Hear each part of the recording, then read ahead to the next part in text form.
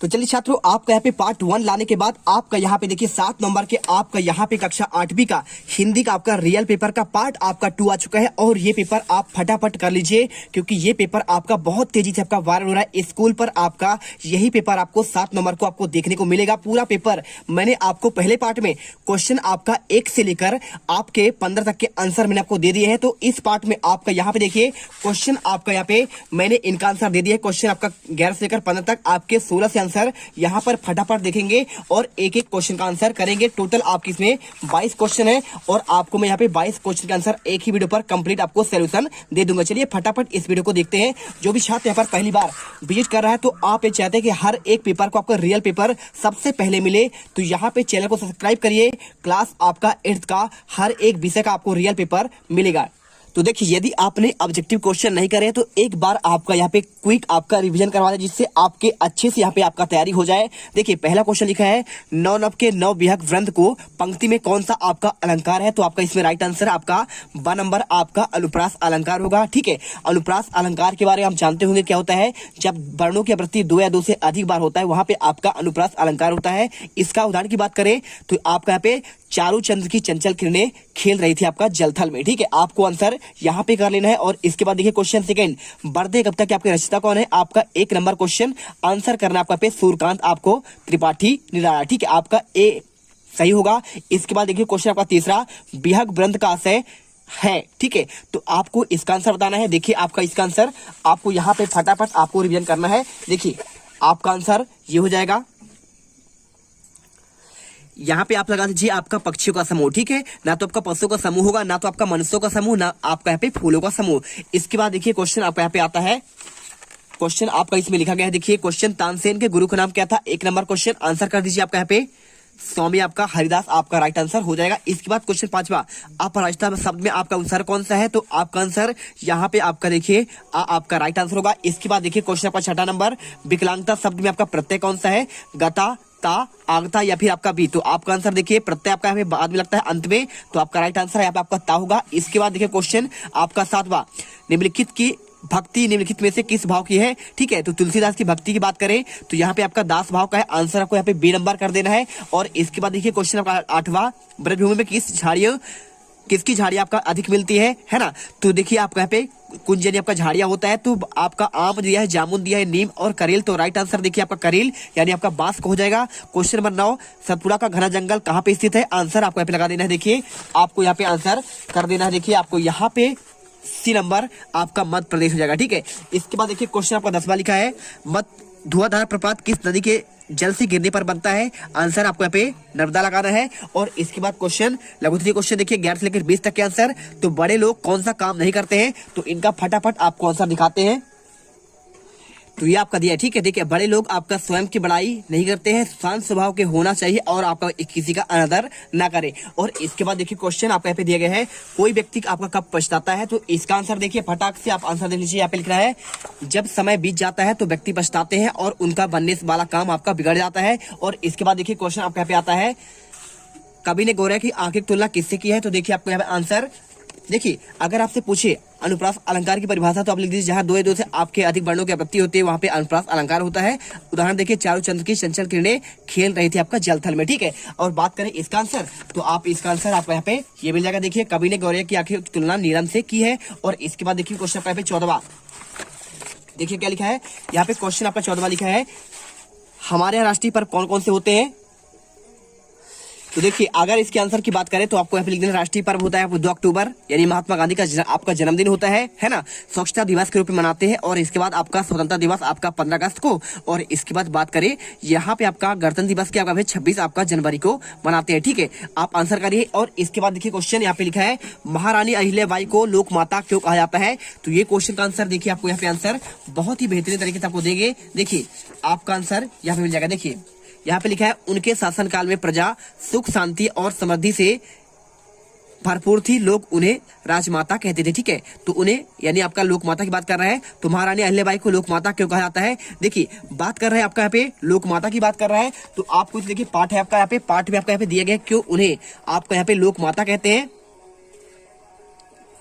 तो देखिए आपको यहाँ पे आंसर आपको इसमें मिल जाएगा। लर्निंग आउटकम में आपको आंसर यहाँ से लेकर आपको यहाँ तक करना था। लोक माता क्यों कहते हैं, आपको आंसर यहाँ पे मिल जाएगा। देखिए रानी लोक माता अहिल्याबाई का यहाँ पे चित्र बना हुआ है। इसके बाद देखिए क्वेश्चन लिखा है महारानी, देखिए हमारे जीवन में पर्यावरण का क्या महत्व है। तो इसका आंसर की बात करें तो आपको इसका आंसर बहुत सिंपल आपको लिख देना है।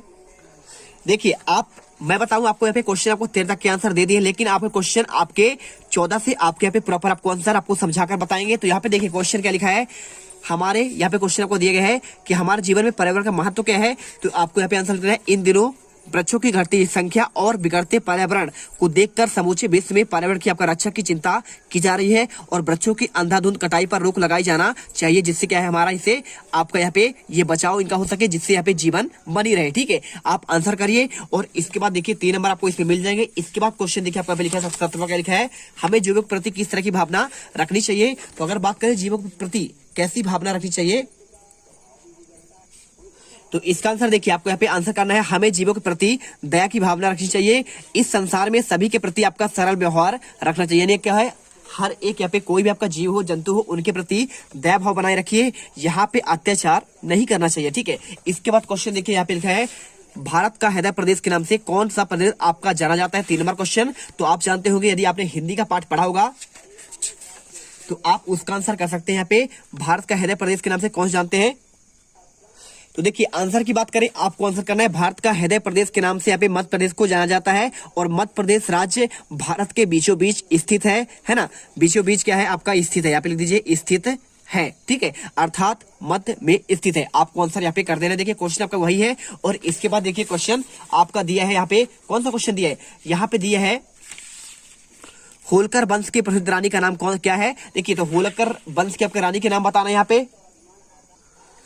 तो देखिए आपको यहाँ पे आंसर इसमें मिल जाएगा, आपको आंसर देखिए। ठीक है, आपका होलकर की रानी की बात कर रहा है, तो देखिए अहिल्याबाई होलकर वंश की प्रसिद्ध आपका रानी थी। इन्होंने ही महेश्वर मंदिर पुनर्स्थापित किया था। ठीक है, लिखा है जिन्होंने महेश्वर मंदिर पुनर्स्थापित किया। आपको आंसर कर दीजिए। देखिए इसके अलावा देखिए आपको यहाँ पे पूरा आपको यहाँ पे उनके बारे में आपका लिखा गया है। ठीक है, तो आप इसे पढ़कर यहाँ पे देखिए, होलकर वंश की रानी अहिल्याबाई द्वारा पुनर्स्थापित महेश्वर मंदिर, घाट, राजबाड़ा, राजगद्दी और साड़ियों के लिए यहाँ पे विख्यात है ना। आंसर मध्यकालीन दक्षिण में भारत के प्रवेश द्वार पर बुरहानपुर मुगल कालीन कला के लिए विख्यात है। आपको आंसर इसी से करना था। और इसके बाद देखिए क्वेश्चन आपका 20वां, रस क्या है और प्रत्येक रस का आपको यहाँ पे स्थायी भाव आपको बताना था। तो देखिए यदि आपसे कोई पूछे आपके रस के अंक कितने होते हैं, रस क्या होता है, तो रस की परिभाषा लिखने आपको किसी काव्य को पढ़ते, सुनने और देखने में जो आनंद की अनुभूति प्राप्त होती है उसे रस कहते हैं। और आपको यहाँ पे पूरा आपको यहाँ पे दिखा देखिए, स्थायी भाव, विभाव, संचारी भाव और अनुभाव, इसके आपके भाग होते हैं, है ना। इसके यानी आपका यहाँ पे भेद होते हैं। और बात करें रस और उसके स्थायी भाव का, तो यहाँ पे श्रृंगार का आपका रति होता है, हास्य का हंसी होता है और करुण का आपका शोक होता है, रौद्र का क्रोध होता है, विभत्स का जुगुप्सा, भयानक का भय, अद्भुत का आश्चर्य, वीर का उत्साह, शांत का निर्वेद और बात्सल का बत्सल, पुत्र, शिष्य और प्रेम। ठीक है, देखिए इसके बाद देखिए क्वेश्चन आपका आता है, यहाँ पे आपका दिया गया क्वेश्चन देखिए, यहाँ पे आपका दीर्घ उत्तरीय क्वेश्चन आता है। तो दीर्घ उत्तरीय क्वेश्चन में देखिए पहला क्वेश्चन आपका 21वां लिखा है, 21 और 22 आपका 5 नंबर वाले क्वेश्चन है। तो प्रधानाध्यापक को अवकाश के लिए 2 दिन का आपका प्रार्थना पत्र आपको लिखना है। तो कैसे लिखना है देखिए, और अथवा क्वेश्चन, अपने मित्र को उसके उत्तीर्ण होने पर बधाई देते हुए उसे आवेदन पत्र आपको लिखना है। बहुत सिंपल आंसर है। अगर प्रधानाध्यापक के अवकाश के लिए आपका 2 दिन का प्रार्थना पत्र की बात करें तो आप इसे आंसर ऐसे लिखेंगे। अब यहाँ पर देखिए 2 दिन की बात कर रहा है तो आप यहाँ पे लिख लीजिए। ठीक है, आप लिखेंगे यहाँ पे देखिए, लिखेंगे सेवा में श्रीमान प्रधानाध्यापक या फिर प्रधानाचार्य जी, केंद्रीय विद्यालय दिल्ली। ठीक है, तो आप यहाँ पे अपने विद्यालय का नाम लिख दीजिए और यहाँ पे आपका दिनांक डालिए 15 मार्च 2022 लिखा है, तो आप यहाँ पे 7 नवंबर 2022 डाल सकते हैं। विषय में लिखिए 2 दिन के अवकाश हेतु प्रार्थना पत्र लिखिए। और इसके बाद देखिए लिखिए, आदरणीय महोदय, सबने निवेदन है कि मुझे कल शाम से बुखार हो गया है, जिसके कारण मैं विद्यालय आने में असमर्थ हूँ। डॉक्टर का कहना है कि मुझे ठीक होने में 1 से 2 दिन लगेंगे, अतः मेरी आपसे प्रार्थना है कि मुझे 15/3/2022, तो आप यहाँ पे 7/11/2022 से आप यहाँ पे 9/11/2022 तक का आपका पे स्वीकृत आप देने की कृपा करें, इसलिए आपका मैं आभारी रहूंगा। ठीक है, धन्यवाद लिखिए। लास्ट में लिखिए आपका क्या कार्य शिष्य सुमित, कक्षा लिखिए 8।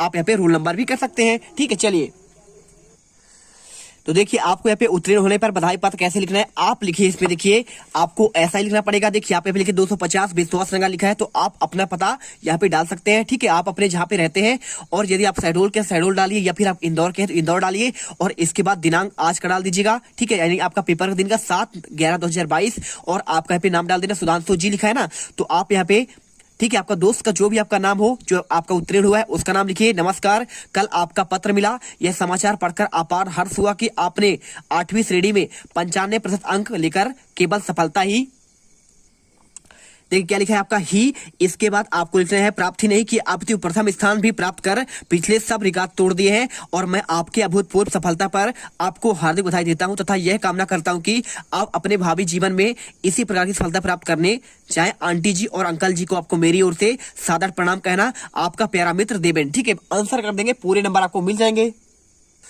इसके बाद देखिए इसका आंसर करने के बाद आपको यहाँ पे 22वां आता है, किसी एक पर आपका निबंध लिखना है। कोई आपका त्योहार देखिए, जैसे आप दीपावली लिख दीजिए, या फिर आपका यहाँ पे 15 अगस्त भी कर सकते हैं, या फिर आप चाहो तो यहाँ पे 26 जनवरी, या फिर आपका स्वच्छता, आपका यहाँ पे स्वच्छता अभियान के बारे में, विद्यार्थी जीवन के अनुशासन के बारे में, विज्ञान के चमत्कार के बारे में, पर्यावरण आपका संरक्षण के बारे में। ठीक है, तो यदि आपका यहाँ पे कोई त्योहार की बात करें तो आप यहाँ पे दीपावली के बारे में अच्छे से लिख सकते हैं। होली के बारे में आप लिख सकते हैं। जैसे देखिए आपके बुक में आपको लिखा गया है, आपको यहाँ पे रंगों के त्योहार होली के बारे में आपको यहाँ पे एक निबंध लिखना है, तो आप यहाँ पे शीर्षक रूपरेखा लिखिए, इसके बाद प्रस्तावना लिखिए, और यहाँ पे पर्व मनाने का कारण और पर्व कैसे मनाते हैं, उपसंहार। आपको इन पॉइंट के आधार पर आपको आंसर लिखना है। ठीक है, तो चलिए आपको होली के बारे में दिखाते हैं, और इसके बाद आप यहाँ पे जो चाहे आप इनमें से यहाँ पे जो भी आप चाहे, ठीक है, आप दीपावली वन चाहे तो उसका कर लीजिए, विद्यार्थी जीवन में अनुशासन के बारे में, विज्ञान के चमत्कार के बारे में, सब कुछ आप याद कर सकते हैं।